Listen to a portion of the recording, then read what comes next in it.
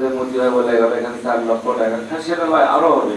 কারণ হলো আমাদের এই মসজিদটা অনেক কাজ বাকি আছে।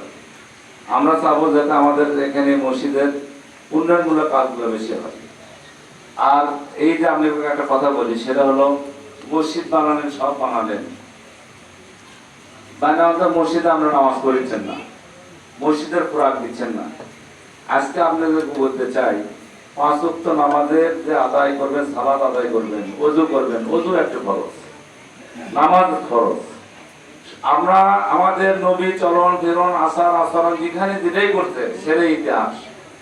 এই কারণে আমি আপনাদেরকে বলতে চাই যে প্রতিটা মানুষের জেল খাটা দরকার আছে। বলে কেন অপরাধ ছাড়া কেন জেল খাটবো? জেল খাটা শিখকে আমাদের নবী যখন জেল খাটছে, ওখানে দেখতে দুনিয়ার বুকে যত গৃহস্থ এখানে আছে, আমরা তারা জেল খাটছি। আমরা আওয়ামী লীগ সরকারের সময় আমি 4 বার জেল খাটছি। আমার এখানে অনেকেই জেল খাটছে। অনেক আলেমেরা আজকে আমরা যেভাবে সুন্দরভাবে কথা বলতেছি খোলা মাঠে, আমরা এভাবে কথা বলতে পারি। এই কারণে আমি আপনাদেরকে বলতে চাই যে জেল খাটাও একটা মনে করেন যে আপনার সুন্নত। কেন সুন্নত? জেলখানার মধ্যে দেখবেন যে কোন সাইডে আপনার আযাব আর কোন সাইডে মানে বদল, মানে নেকি। আপনি যা দেখেন এমন এমন মেয়ের আছে, আমার ভাইয়ের দীর্ঘদিন জেল কাটছে এখানে, সে বেদে খালি কোরআন হাদিস সম্পর্কে কথাবার্তা হচ্ছে।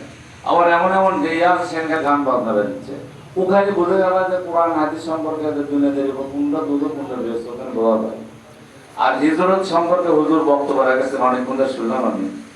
যে ব্যক্তি হিজরত করলো, আমার নবী সাহেব যে হিজরত করছেন, মক্কা থেকে মদিনায় গেছেন, অনেক ইতিহাসের। এবং মক্কা থেকে মদিনাটা শান্তির জায়গা। আমাদের কোরআন হাদিসে যত আপনার যে কোরআন থেকে হাদিসে যত সূরা নাযিল হয়েছে মাক্কি আর মাদিনা, এই কারণে এই কোরআন দিয়ে আমাদের সবকিছু ইনশাআল্লাহ হয়েছে। পৃথিবীটা আমাদের আজকে মুসলমান আমরা অনেক নির্যাতিত হচ্ছে। কেন হচ্ছে? কিছু মুসলমানের জন্য, কিছু মানে আলেমদের জন্য, মিথ্যা কথা বলার জন্য। আজকে ইসলাম এমন একটা শান্তির দিনে যে প্রিয় মানে প্রিয় নবী যখন হযরত মুহাম্মদ সাল্লাল্লাহু আলাইহি সাল্লাম যখন তাইফের ময়দানে যখন রক্ত রক্তিত হয়েছিলেন, সেই সময় ওখানে ফেরেশতা ৭০,০০০ ফেরেশতা জিবরাইলের মাধ্যমে বলতেছে যে আপনি বলেন নবী, আপনি অনেক মানে বহু ইতিহাস, এই ইতিহাস ১০ ঘন্টায় বলা যাবে না, শেষ করা যাবে না। তাই আমি সংক্ষেপে ২-৪টা কথা বলেছি। তখন বলতেছে যে এই তাইফ শহর উল্টে দেবো, পৃথিবীর মধ্যে তাইফ শহরের উঁচু শহর, এত উঁচু যে খালি খালি উঠতেই আসে না, বলছেন।